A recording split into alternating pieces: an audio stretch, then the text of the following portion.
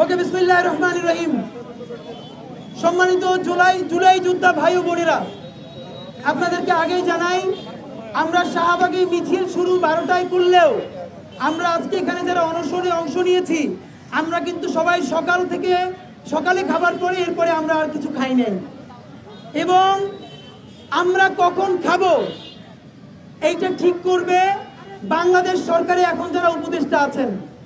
তো আমরা তাদেরকে সময় দিতে চাই, তারা ভালো করে দুপুরে লাঞ্চ করুক, আমরা এখানে অনশনে থাকি, রেস্ট করে হালকা ভাত ঘুম দিয়ে তাদের যদি মনে হয় যে জুলাই যোদ্ধা ভাই বোনেরা রাজপথে বসে আছে এবং তাদের দাবি 3টা।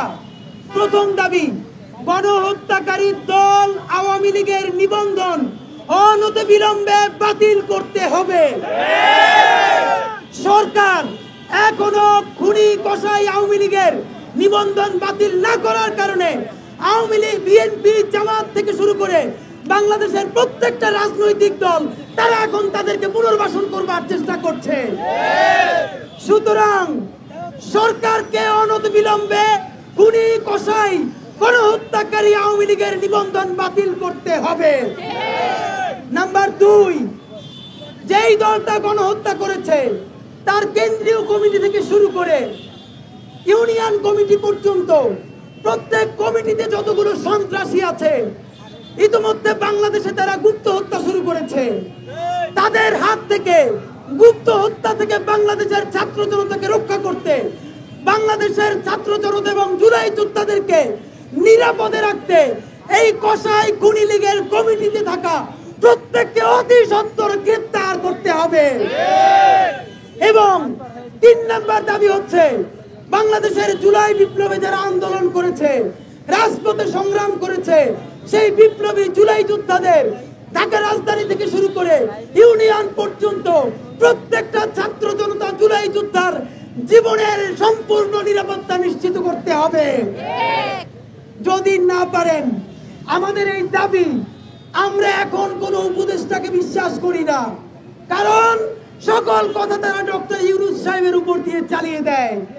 যেহেতু ডক্টর ইউনূস সাহেব ছাড়া এখন আর কোনো কাজ হয় না, সুতরাং আমরা আমাদের এই 3 দফা দাবি এইখানে লিখে ডকুমেন্টেড করে নিয়ে এসেছি। এইটা আমরা প্রধান উপদেষ্টার হাতে পৌঁছে দিতে চাই। যদি আমরা আপনাদেরকে সময় ফ্রেমওয়ার্ক বেঁধে দিচ্ছি, এখন বাজে 1:45। এখন আমাদের উপদেষ্টা মহোদয়রা লাঞ্চ করবেন, লাঞ্চের সময় দিলাম, তারপরে চা কফি খাবেন সেই সময়ও দিলাম। এখান থেকে সচিবালয়, এখান থেকে যমুনা, এখান থেকে মন্ত্রীপাড়া 5 মিনিটের সময়। 3টার মধ্যে, আবার বলি 3টার মধ্যে ছাত্র জনতার কাছ থেকে যারা এখন অনশনে আছে এই 3 দফা দাবি নিয়ে, যে কোনো একজন উপদেষ্টাকে এসে এই দাবি আমাদের কাছ থেকে গ্রহণ করতে হবে এবং এই দাবি গ্রহণ করে প্রধান উপদেষ্টার কাছে পৌঁছে দিতে হবে। যদি 3টার মধ্যে আপনারা এটা না করতে পারেন, আমাদের ইতিমধ্যে প্রস্তাব দেওয়া হয়েছে, আমরা যেন প্রধান উপদেষ্টার কার্যালয়ে গিয়ে আমাদের লিখিত ডকুমেন্ট দিয়ে আসি। এই প্রস্তাব আমরা মানি না, কারণ উপদেষ্টাদের সময় হয় সিনেমা দেখতে যাওয়ার, উপদেষ্টাদের সময় হয় কনসার্ট দেখতে যাওয়ার। তাহলে উপদেষ্টাদের কেন 5 মিনিট সময় হবে না জুলাই যোদ্ধাদের অনশনে আসবার আমরা জানতে চাই।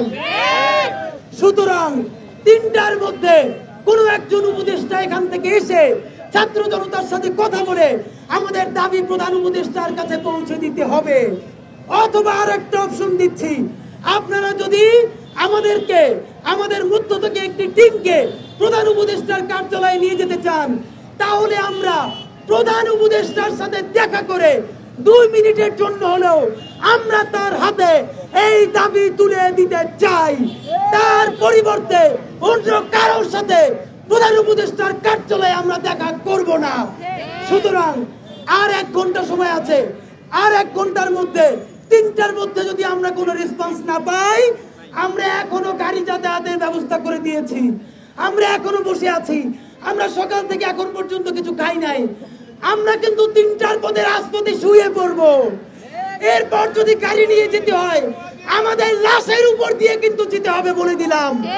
সুতরাং 3টার মধ্যে হয়তো প্রধান উপদেষ্টার সাথে আমাদেরকে দেখা করিয়ে দিবেন, অথবা একজন উপদেষ্টা এখানে এসে আমাদের লিখিত দাবি আপনারা গ্রহণ করবেন। এর বাইরে আমাদের আর কোনো কথা নাই। ইনকিলাব জিন্দাবাদ, লাল জুলাই জিন্দাবাদ, বাংলাদেশ জিন্দাবাদ।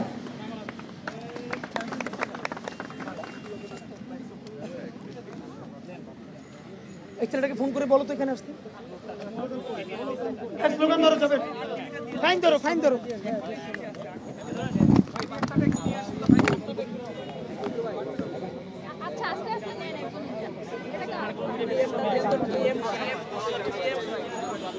দর্শক 3টা পর্যন্ত সময় বেঁধে দিয়েছেন এই আন্দোলনকারীরা এবং 3টার মধ্যে দিয়ে 3টা পর্যন্ত সময় বেঁধে দিয়েছেন।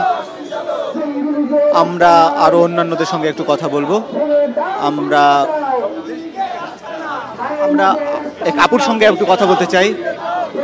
আমরা একটু লাইভে আছি, আপনার কাছে জানতে চাই যে এই যে এখনো কেন জীবন নিয়ে আপনাদের হুমকির মধ্যে থাকতে হচ্ছে, কারণ ছাত্র জনতার রক্তের ওপর দিয়ে এই সরকার গঠিত হয়েছে, তবুও কেন সড়কে? আমরা এখানে অনশনে বসেছি। আপনারা জানেন যে এই পর্যন্ত প্রায় 5 জনকে নিহত এবং আরো অন্যান্য মানুষ আহতের খবর এবং অনেককে হুমকি দেওয়া হচ্ছে প্রাণনাশে।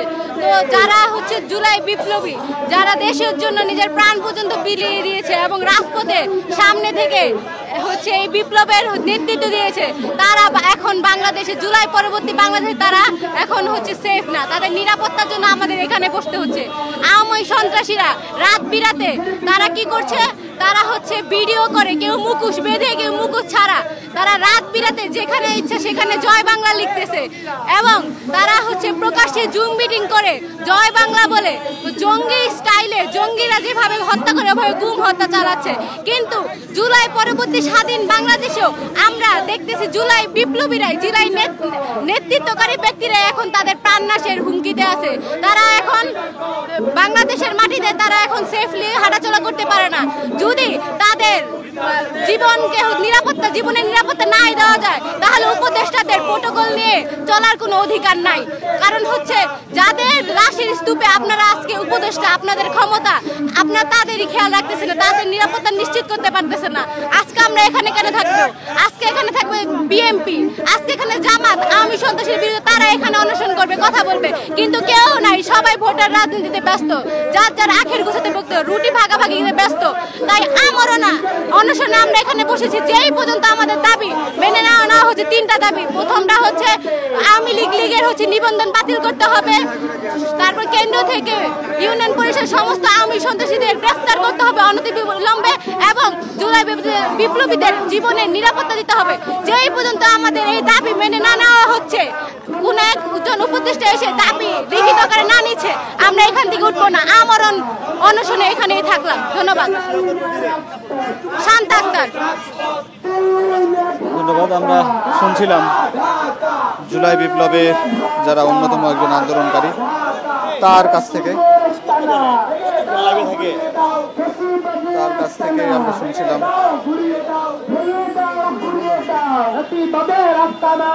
আমরা 3টে দাবি নিয়েছি। 3টের মধ্যে একটা হচ্ছে যে গণহত্যাকারী দল আওয়ামী লীগের নিবন্ধন বাতিল করা। প্রথম হচ্ছে ওদের নিবন্ধন বাতিল করা। এই গণহত্যা করার পরে তাদের নিবন্ধন থাকা কোনো যুক্তিকতা, বৈধকতা নাই। এরপর হচ্ছে 2 নম্বর হচ্ছে সন্ত্রাসী আওয়ামী লীগ গুপ্ত হত্যা থেকে দেশপ্রেমিক ছাত্র জনতাকে বাঁচিয়ে রাখার জন্য আওয়ামী লীগের কেন্দ্রীয় কমিটি হইতে ইউনিয়ন কমিটি থাকা পর্যন্ত সকল সন্ত্রাসীদের অবিলম্বে গ্রেফতার করতে হবে। 3 নম্বর হচ্ছে প্রাইভেট বিশ্ববিদ্যালয় সহ বাংলাদেশের সকল জুলাই যোদ্ধাদের জীবনের পূর্ণ নিরাপত্তা দিতে হবে। আমরা এখন নিরাপত্তাহীনতা ভুগি। আমরা এখনো আমাদের চোখের সামনে যেসব ভাইয়েরা শাহাদাত বরণ করছে তাদের এখনো রক্তাক্ত দেহটা দেখি, এখনো তাদের বিচার করা হচ্ছে না। এর মধ্যে ক্যান্টনমেন্ট থেকে 626 জনকে তারা ক্যান্টনমেন্ট থেকে দেশ থেকে পালিয়ে যেতে সহযোগিতা করছে। কিন্তু কারা? আমাদের রক্তের উপরে যে সরকার ক্ষমতায় বসছে তারা এখনো কেন এই খুনিদের বিচার করে নাই? কেন আওয়ামী লীগের নিবন্ধন বাতিল করে নাই? এই দাবিতে আজকে আমাদের এখানে। ধন্যবাদ। আমরা আরেকজনের সঙ্গে কথা বলতে চাই। একটু কথা বলতে চাই আপনার সঙ্গে। আমি আপনার সাথে কথা বলতে জি, চাচ্ছি। আমি একটু যদি আপনি যদি একটু আমাদেরকে জানান যে এখানে দাঁড়িয়ে কথা বলবো। আমি এখানে আমরা এখানে দাঁড়িয়ে একটু যদি আপনি বলেন যে আজকের কর্মসূচিগুলো না, আজকের যে কর্মসূচি, আমি হিসেবে এসেছি, আমি অন্য বিষয়ে কথা বলতে চাচ্ছি আমাদের আপনি কি এই কর্মসূচির অংশ নিয়ে কথা বলতেছেন? কথা বলতে যাচ্ছি এবং হ্যাঁ, আপনি হ্যাঁ আমি দেখেছি যে আমাদের প্রাইভেট বিশ্ববিদ্যালয়ের 2 জন শিক্ষার্থীকে নির্মমভাবে হত্যা করা হয়েছে। ইস্ট ওয়েস্ট বিশ্ববিদ্যালয়ের শিহান এবং এআইবি বিশ্ববিদ্যালয়ের সীমান্ত সহ আরও 3 জন সাধারণ শিক্ষার্থী হত্যা হয়েছে। এটা নিয়ে আইন শৃঙ্খলা বাহিনী এখন পর্যন্ত কোনো ব্যবস্থা নেয় নাই।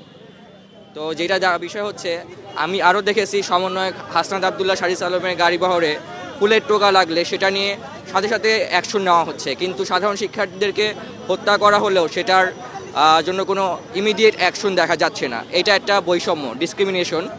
আমি এই বৈষম্যের বিরুদ্ধে অপরাধী যেই হোক তাকে ইমিডিয়েট চিহ্নিত করে বিচারের আওতায় আনতে হবে, এই দাবিতে আমি এসেছি। আমি সাধারণ শিক্ষার্থী Ahbab Siam, United International University, honours final year. Thank you. ধন্যবাদ। জি, আমরা একজনের সঙ্গে কথা বলছিলাম, আমরা আরেকজনের সঙ্গে একটু কথা বলতে চাই। আপনি কি দাবি নিয়ে এসেছেন? আমরা দেখতে পাচ্ছি আপনি আবার যে জুলাই বিপ্লব আন্দোলনে যে বাংলাদেশের পতাকা নিয়ে যারা আন্দোলন করেছিল, ঠিক একইভাবে বাংলাদেশের পতাকা নিয়ে আবার একইভাবে রাস্তায় নেমেছেন। আসলে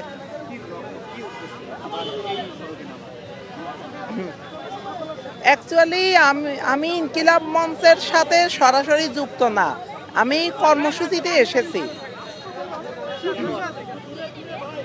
অ্যাকচুয়ালি আমি 5ই আগস্ট গণ অভ্যুত্থানের দিন থেকেই ছাত্র জনতার সাথে অ্যাক্টিভ আছি।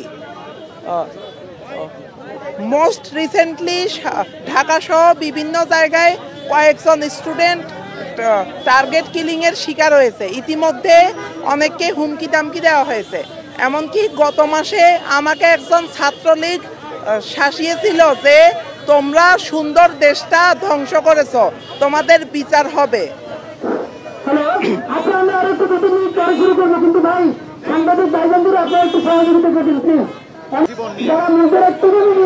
না, আমি জীবন নিয়ে শঙ্কিত হব কেন? আমি একজন মুসলিম, সেই সাথে মানুষ। আমি বিশ্বাস করি আল্লাহ তাআলা আমার হায়াত রাখলে বিশ্ব জগতের কোনো শক্তি নেই যে আমাকে মেরে ফেলবে। জীবন মৃত্যুর মালিক সর্বশক্তিমান মহান আল্লাহ। এই মুহূর্তে আমি চাই যে যতজন স্টুডেন্টকে হত্যা করা হয়েছে সুষ্ঠু তদন্তের ভিত্তিতে বিচার করা হয় এবং ছাত্র জনতার নিরাপত্তা